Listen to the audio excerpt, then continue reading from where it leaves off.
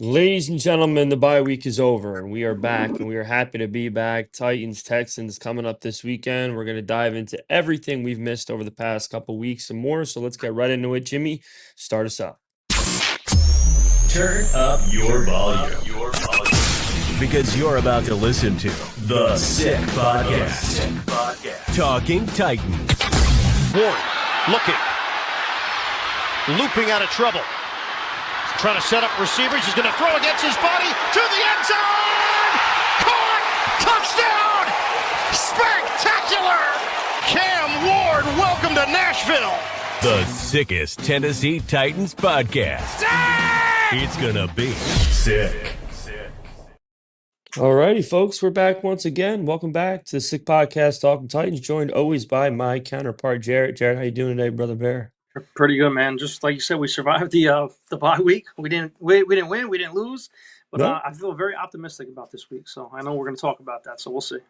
Yeah, absolutely. Before we get into our show, as always, I want to give a great shout out to our awesome sponsors over at DraftKings. Game on. Week 11 starts now, and every touchdown brings you closer to a payout with DraftKings Sportsbook, an official sports betting partner of the NFL. This isn't just football. It's first touchdown fireworks, anytime touchdown rushes, and live bets that ride every momentum shift. At DraftKings, every play is your next shot to win. New customers, this one's for you. Bet just $5 and get $300 in bonus bets instantly, plus grab over $200 off NFL Sunday Ticket from YouTube and YouTube TV. Your season starts now. Download the DraftKings Sportsbook app and use code 6sports. That's code 6sports to get $300 in bonus bets instantly when you place your first bet of $5 or more, plus over $200 in off NFL Sunday Ticket from YouTube and YouTube TV. In partnership with DraftKings, the crown is yours. Gambling problem? Call 1-800-GAMBLER. In New York, call 877-8-HOPE-NY or text HOPE-NY 467-369. In Connecticut, help is available for problem gambling. Call 888-789-7777 or visit ccpg.org. Please play responsibly. On behalf of Boot Hill Casino and Resort in Kansas, fees may apply in Illinois. 21 and over. Age and eligibility varies by jurisdiction. Void in Ontario. Bonus bets expire 7 days after issuance. See sportsbook.draftkings.com/promos. NFL Sunday Ticket offer for new subscribers only and auto renews until canceled. Digital games and commercial use excluded. Restrictions apply. Additional NFL Sunday Ticket terms at youtube.com/go/NFL Sunday Ticket/terms. Limited time offer. And for our second sponsor, Ultra. We love the Ultra pouches. Addicted to Zins, kick the Nick and switch to Ultra pouches. A new pouch that looks exactly like a pack of Zins, but without the nicotine. Instead, it's packed with nootropics designed to boost your brain and a hit of energy with mental clarity. It's like a Zin and Adderall had a baby, but without the crash. Give it a try today at takeultra.com and use our code Titans. All right. We got a lot to dive into. There's actually things that I'm forgetting about that are just coming to me now. I think maybe the first thing to start with would probably be, so as I mentioned, we got a lot to get into. But before anything, it's been a minute. Let's get into our six stack of the week, Jay. Yeah, we have to, because I haven't done the six stack in a while, and I've been hitting, but not with the six stack. But this week I'm going Devonta H.N., 50 yards rushing. Trey McBride, seems like these guys are getting 50 yards each week, so I'm just going right down the 50-yard line, 50-yard mark right here with Trey McBride. Obviously, Jacoby Brissett is loving him, so I'm tagging that, and especially with Drake London, he's been over 100 yards 3 of the last 4 games as well. So this 3-leg parlay is minus 156. $50 gets you 82. So let's climb that ladder to 1,000. That's it. I like that a lot. I might have to lead that one. But yeah, I mean, getting into what we missed the last couple of weeks, I think it'd be a good idea to start maybe with the Borgonzi presser. Obviously, the trade deadline ended. Wasn't anything too crazy. So I mean, I was very pleased with what I heard from Mike Borgonzi and the vision. I think he was very transparent. I don't think he left anything out. One thing I didn't want to be is sold on something that we all know isn't true. And he really kind of said, he just kind of laid it out. We know we're a struggling team. We know we need to invest in our own. And, he was frank about the departures and how some of those people were maybe not as mentally invested as they wanted them to be in order to set examples for the rest of the squad. And I'm really happy with where hopefully where this team's going to be heading going into this next offseason. What do you think about that? Listen, the press conferences between Borgonzi and Brinker, the both of them, compared to what Borgonzi presser, it was night and day in my opinion. Yeah. Obviously, I thought Borgonzi sat there with his hands crossed when Brinker was talking. It was more of a yes man and really had to answer to Brinker. But with that press conference, it showed that he is involved with this growth of this team, and it's going to be like that for years to come. And like you said, it's going to go in the right directions. We just have to have time and patience as Titans fans because they understand, what we have on the field is the product on the field is not, producing for us fans. Obviously, everybody knows that, but obviously, he said he wants a leader of men, whether it be offense or defense, and the next head coach. So right then and there was like, I don't know if that was a dig at Brian Callahan. That's why I wanted to talk to you and everybody in the comments about that. A leader of men in the next coach, because obviously Brian Callahan was very soft spoken. Didn't know if he had the locker room or not. But obviously, you see Rabel at 9-2, the best record in the AFC. But I think with that turnaround, like I mentioned in last podcast, we can have the same turnaround next year. We have rookie. We have a rookie head coach coming in with a second year quarterback. We have a ton of cap room, and we can have a ton of space, especially if we secure that number one overall spot. That's where we're gonna have draft capital. But Borgonzi, I feel like he is the right man to turn this team around. And listen, I'm gonna ride with him until he proves us wrong. Yeah, I agree wholeheartedly, and we'll have to see how that works out. And you got to trust that throughout the whole experience. That all right. So yeah, we'll continue to see how management handles the fact that this team's unfortunately in the middle of a rebuild, and they're not sugarcoating it. We can appreciate that. But the one thing that I can't bite my tongue on is something that I really swiped past yesterday, and then there was a comment under it that made me see it again. And I don't care what level of football you've been in. I don't care if you've coached at the highest level, you've played at the highest level. It doesn't take someone to have real life football experience to know that what we're about to show you is about as fucking pointless of an activity as you can do, especially with someone that is already struggling, that is already young, that needs to get better in so many different areas. Jimmy, let's show this video. If you haven't seen it already, this is what they're doing right now in Titans, camp or during practice. During practice. Let's see. This is Cam Ward right now. He's got a couple 45-year-olds that are about 5'2" with fucking traffic cones on their hands, poking him while he dances through giant pillows. Okay, you know who he's going to see this Sunday? He's going to see Will Anderson Jr. coming around the edge. He's not going to see some middle-aged guy who's 5'3" coming at him with a fucking traffic cone. So I don't want to hear anyone. If you're going to come in the comments and try to justify that drill, I don't care if it took 5 seconds or it took the whole day. It's completely pointless. This kid needs to work on footing. He needs to work on, progressions. I like what he's doing. I've seen plenty of film where he's going through, but he needs to work on his pocket presence. He needs real life people, not tackling them, of course, but he needs to work on how he shifts through a collapsing pocket because he's not doing a good job of that. He's not rolling out of pressure like we see a lot of guys do with success. He needs to do these things, and I believe that when he gets his weapons together of all the intangibles he has, we'll start seeing some elite play. But these drills, Jarrett, I mean, they drive me nuts. we've been seeing these drills a lot, especially with Ryan Tannehill, and then we've been seeing them with Will Levis, and now with Cam Ward. That is like a footwork kind of drill, but to me, it's like, and then the arm pillows or traffic cones, like you like to call them, is more or less ball security. But just stabbing at it. It's a pointless drill in my opinion. If you're gonna do footwork, you could do a footwork drill a lot of different ways, especially in the NFL. That to me is just a pointless drill. And I've seen a lot of people actually talk about that on Titans Twitter. So I'm glad we even brought that up. But they obviously need to start working out, like you said, the rollout play action where he's throwing the ball and he's rolling back out, kind of tossing him another ball and throwing a deep ball. That's what they really need to do with Cam Ward. Yeah. But this coaching staff, we all know, is a joke. They're all actually trying to coach for their jobs, but they're not going to have jobs here no longer. So, like I said, we just got to ride the wave until the rest of the year. Yeah. I really don't want anyone. And people are, flirting with the idea, maybe Denard Wilson can stick around for another year. Frankly, if he does, I'm not going to be like angry about it. I couldn't care less if he's gone, though. I'll put it that way. I don't think he's really a difference maker there. I don't think he's the worst defensive coordinator we ever had, but he doesn't really excite me. I don't think he does anything exotic. And I still don't think this team blitzes enough, to be honest. Even though Because we we have had nobody. We really don't have anybody to blitz.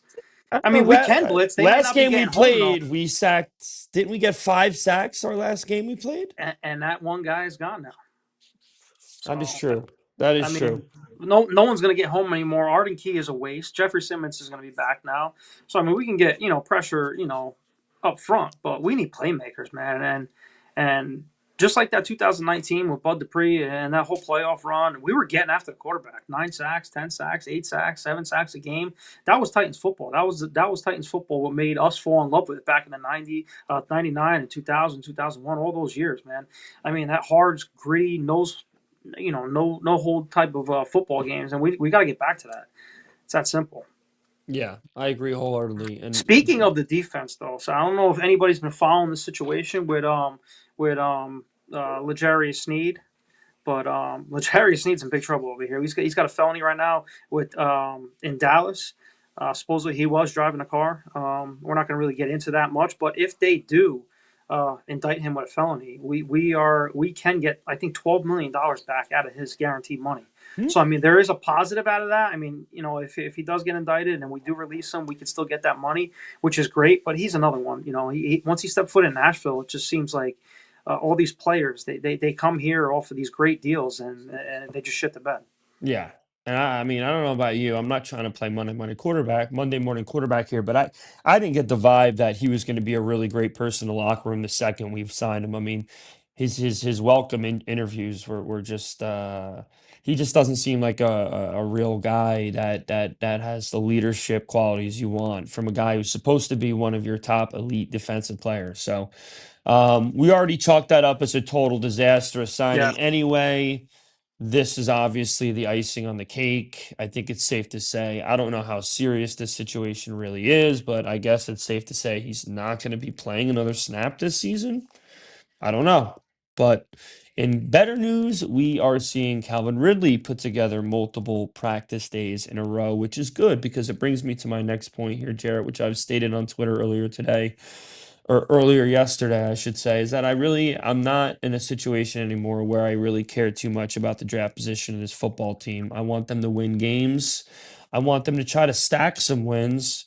I think we're far enough down the hole to where the team's not going to want to retain anybody. So if they have some glimmer of success towards the end, I don't think that changes the outcome here. I think we're going to get a clean slate of staff members regardless. But I want to see Cam Ward have some really good film going into next year because it's just you need something to build on. You can't just pray to God, all right, well, we really need that number 1 draft pick because the Jets are going to oversell or overspend to get it. And I get it, I understand the ransom. It could be very large if there, especially if there's only one guy. I think that increases the value even more if it's only going to be the kid Mendoza. And we'll see if other people show up. But I think the more guys that come into the picture, the less desirable that first pick gets. So, we'll see how that shapes up. But I want to start winning some games. And I think a guy like Davis Mills playing for the Texans this week, I think it gives us a good chance. I'm sure you might agree. I mean, yeah, but I mean, they played extremely well last time against the Jaguars. So I mean, can't take that as a slouch. I mean, this Texans team is really good. They have a really good defense as well. But I mean, I don't know. We still 6-point underdogs at home still. I This game. believe. Let me check that out. I mean, but still, you want to come off a bye, well rested, obviously.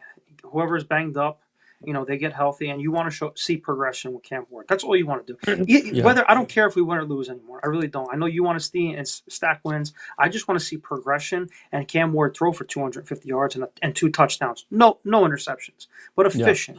Okay, and if the defense gives it up and we can't run the ball, I just want efficiency and consistency with the quarterback position. That's going to show you, all right, he is growing. He's understanding defenses. He's understanding the offense, which is probably obviously is going to change next year now, which is not really great for another rookie quarterback. But you see the progressions from Drake May from last year to this year now. Yeah. Right. So we all can just hope that somebody comes in and helps Cam Ward take it to the next level. So The odds right now are 5.5. for the Titans getting, and I think that Probably, man. realistically, Started at 9. yeah, I think. Well, I think it's because Ridley's back and Mm-hmm. Jeff Simmons is back. So you're not like you're adding, Jerry Rice, but obviously Calvin Ridley playing increases your likelihood of having some sort of offensive success. And of course, with Jeff Simmons in the front, you're already increasing your opportunities of getting stops in the middle there. So I think that's what equates to the big, to people betting Tennessee clearly. Yeah. So we'll see. I like them to maybe cover in this game. To be honest, Listen, we'll see. I said it the other day when our graphic posted when we were +6. I said, and you're gonna see later on in the score predictions where I think this is all but a Titans cover in my opinion. They're coming off. Obviously, we have Davis Mills. We're playing and we're home and we're coming off the bye week and we're getting guys back. I just think all signs are pointing where we're gonna put a game together. Now it can definitely point in the other direction where Of we're course. optimistic. We're optimistic about this, and then all of a sudden we come out and we lay an egg. I mean, we've seen that all before, but all signs are pointing where he's getting his guys back, and we're going to score some points here. So. But I think we sometimes are neglectful in forgetting that they could also just continue to play the most conservative. We could Oh give yeah, less of a fuck about winning style football on earth, Mhm. which is what they did egregiously last time they played 2 weeks ago. So if that happens, it doesn't matter who the hell comes back. They're still going to be putting themselves in positions of, playing catch up and playing not to lose instead of to win, and they're going to continue to find ways to lose because Yep. as the saying always goes, bad teams find ways to lose, and this team does it in different ways. And the only thing about this team that's creative is the way they lose games. So we'll see. If Bo Hardigree wants to maybe have an absolute fucking shot in hell in ever getting a play calling position or higher again in the National Football League, Not gonna happen. I know, but you would have to assume he'd maybe say, "Hey, I got 9 or 8 games to possibly say I might deserve a job elsewhere. Let me maybe be a little bit more aggressive on the worst team in the NFL as far as the wins are concerned." So, of course, every week they continue to surprise us in their lack of interest in trying to be competitive, and we say every week maybe this will be the week they go for it more, and they don't. So you got to assume it's just a full commit to the tank, and that's just not how it's supposed to be. But it is what it is, and they better pray to God that Cam Ward, when they get everything they want this year, as far as cap room, draft picks, etc., that he's ready to develop because nobody's fucking developing him right now. So you better hope that's a real quick turnaround. It's just I had this saved over here, and I know I'm gonna shift gears a little bit, but this was a bookmark that I had for over a week now. Terry McCormick, one of the guys that covers the Titans, he had a stat for us. Now these are quarterbacks since November 17th. Our win against the Green Bay Packers. The Titans are now 10-40 overall and 2-16 inside the AFC South. The starting quarterbacks in that span: Tannehill 3-10, Willis 0-1, Dobbs 0-2, Levis 5-16, Rudolph 1-4, and now Ward is 1-8. That right there is just mind blowing. I know I went off a little bit, but I wanted to bring this into the fact of how bad this team really is. How bad that from the roster and drafting since 2022, how bad this team is now. Now going into 2026. We have some of those guys still left here, fringe free agents that we're still not hitting on. Now Dan Moore, another problem where we brought him in, right? Signed him to a gazillion-dollar contract. What he's doing right now is worse than what J.C. Latham we thought was really bad last year. He's letting up 18 pressures so far in 9 games, where Latham on the left side let up 9. This year, he's let up 7 sacks. J.C. Latham let up 5. So, I mean, the guys that we're bringing in, this is so far, we're going back to Borgonzi now. I know we're shifting gears, but we're going back to Borgonzi's guys bringing people in. We have to hit on guys, right? And Dan Moore is not looking like a hit right now for Cam Ward to develop, right, on the offensive line.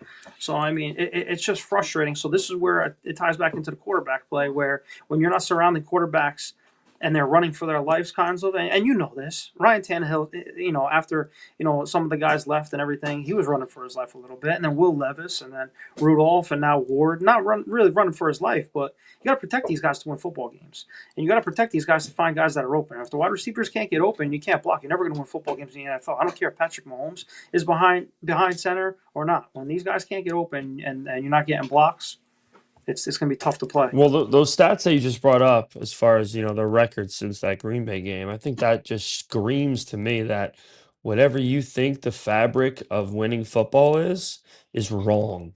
That's Oh, what yeah. that means. Because the NFL is the elite of the elite as far as athletic talent, no matter what. I think the reason the margins sometimes are so large between two teams is what you're doing, is the scheming. There's reasons why that these people in the NFL are able to have success with multiple different quarterbacks. And there's reasons why there's quarterbacks that do horrendous with one team, then are MVP candidates with another team. Everyone has a fabric of their organization as far as what they try to do, right? The Kansas City Chiefs are not known for running the football. Why? Because they have a generational quarterback. Because, that's just who they are. The Titans, doesn't matter who the Titans have had. Since they've been here in Tennessee, and even since they were in Houston, it's been about running. It's always been about running. And this is not a running league. And guess what? Through all this bullshit, after picking a elusive gunslinging quarterback first overall, you're still a run first team.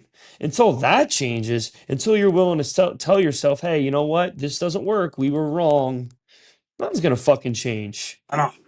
Then it's so, I want it to start now. I don't want Borgonzi and Brinker to, say in the first meeting of the new regime, all right, guys, we're going to start now being a more aerial football team. No, fucking start doing it now. There's nothing to lose. There's nothing Tell this to fucking little twerp, Bo Hardigree, to start slinging the fucking football. Drop back, throw the ball deep, let Io Matter make a play, let Ridley make a play. Stop doing fucking screens. All right, let's get into our game picks for the week going into this matchup at home against the Texans. Jarett, start us off. Listen, like I told you in the beginning of the podcast, I feel very optimistic about this team coming off the bye week. So I'm actually taking the Titans, where I said I'm not going to take them no more for the rest of the year. I'm taking the Titans to win this game 17-13. Oh, no. It's supposed to be the other way around, but it's all good. It's all good. I think I have the Titans winning 17-13. That may have been a graphic mistake, but that's all good. I have them winning at home off the bye. 17-13. That's not a graphic mistake. According to the text message, I have proof here. Oh, well, listen, that was my Titans bad. 13, Texans 17. Listen, the graphics right. That was my bad on the text message then, but I do have the Titans winning this game. So, all right. Well, listen. Guess what? We have that in common today. I must be sipping some kind of Kool-Aid. It is what it is, but I'm going for it. So I got the Titans not only winning, I got them scoring 24 points. And I have the Texans. Coming off hot on the bye, huh? Yeah, I know I'm going to rewatch this Sunday night. I'm going to rewatch this Sunday night, and I'm going to laugh my ass off. Oh, me too. When we lose 28-7, I'm going to be like, yeah, okay. But we'll see. The thing about Cam Ward for me is I've seen so much excellent film of him, mostly in college, unfortunately, that you just know during any game, he could just, play like he did in that fourth quarter against Arizona. And if you can start getting confident enough to do that consistently, well, then that's when you're going to really have yourself a fun team to watch. Here at the end, they got to unleash him like they did. Yeah, hurry up offense, get involved. That's what they got to do. If I'm Mike Borgonzi and Chad Berger, obviously it's not going to happen to this effect, but I'm essentially telling the staff, let Cam do whatever he wants to do. Yeah. Let him do whatever he knows the playbook. Let him script out how he wants this to go, because you guys don't know what the fuck you're doing, clearly, and you're not helping him get in the end zone. So how about we let him try to get himself in the end zone and let him start building a chemistry with, I don't know, Alec Eilmanor and Gunnar Helm and Jim DK? God forbid. But, we'll see. From our lips to God's ears. But our last and one of our most fun segments we're gonna do. We haven't done it in a while either. Yes, we haven't done it in a while. It's gonna be Guess That Titan, and I think I've been going first most of the time. So, Jimmy, we'll let Jarrett go first this week. I would assume this is gonna be a layup. Maybe it's not, but we'll see. That ain't mine. That's mine. So you That's can guess yours? my Titan. Yes. And I got a special guest over here. Damn, special guest. It's definitely not him. Fuck. Did I get you? Yeah, I think you did. I'm gonna guess two names, and I know they're both gonna be wrong. This is from what year? Is this from 2010? No, he was fairly recent. Let me see when he actually played. I think it was 2008 to 2015, I believe. 2008 to 2015? Can He played 7 seasons? Oh, yes. Let me see. Oh man, there's gonna be Yeah, people in the 2008. comments. You This were guy's a fake fan. I'm gonna guess Philip Supernaw. Nope. Not? Take your screen. Is it? Fuck. It's not Carl Klug, I know that. Nope. Oh my god. What position? We're falling apart over here right now. I know. What position is he? He's tight end, and that Tight is end? that's Craig Stevens. Oh my god. Got him. Oh my god. Got him. Not like it matters, but that was the third name I was gonna throw out there. It doesn't matter. I lost. Solid player. 6 touchdowns, I think, for us. Of course. Yeah, I mean Craig Stevens, I don't think I've ever seen him with his helmet off. That's just what it is.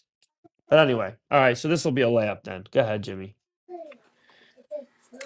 That is our Randy Moss trying to be comp is Justin Hunter. Yeah, Justin Hunter. Oh man, Craig Stevens. What the fuck? And I gotta look that name up and say he looks like Greg Olson there. Yeah, he does. He played a lot of years, solid blocking tight end for us. I type in Craig Stevens and some fucking actor from the 30s shows up. That's how irrelevant the Titans are. Yep. All right, listen, I got stumped. You're gonna have to give me like fucking Chris Johnson next week. Yeah, give me give me Kevin Dyson. But all right, so yeah. Listen, guys, we're gonna be live after the game as always. Hopefully, maybe we'll have some positive stuff to talk about. I mean, really, the worst part about this, the last one we have, you can't even count it. It was such a disgraceful win with so many circus events that took place. We have not had a legitimate NFL win, and I cannot remember. So I just want to have one win where we could say from start, middle, end, we played competent, sound football, and we played like the rest of the other 31 teams. Yep. That's all I want to see. And listen, the Jets are bad. We found that out last night. They're a competitive football team, though. They're a competitive football team. And even with Justin Fields, who looks like he couldn't hit the broadside of a fucking barn, I don't think we lose that game by 13. I think we lose that game by 27, maybe 31. So, again, the fabric of this team is going against the grain, not the grain you want to go against. So we'll see. But hope everyone has a tremendous rest of their week. Anything else you want to add, Jared, before we tap out? No, man, I'm ready to see if they can stack some wins over here on Sunday and try to get something done. So positive energy for Sunday. Stack some wins, stack up some bets on the stack, and that's it. So hope everyone has a fantastic rest of their week. We'll see you on Sunday after the game. And as always, tighten up. Jimmy, send us out. And that's a wrap. Hope you don't miss us too much until next time. Follow the Sick Podcast Talking Titans on YouTube, Instagram, Facebook, Google Play, and Apple Podcasts.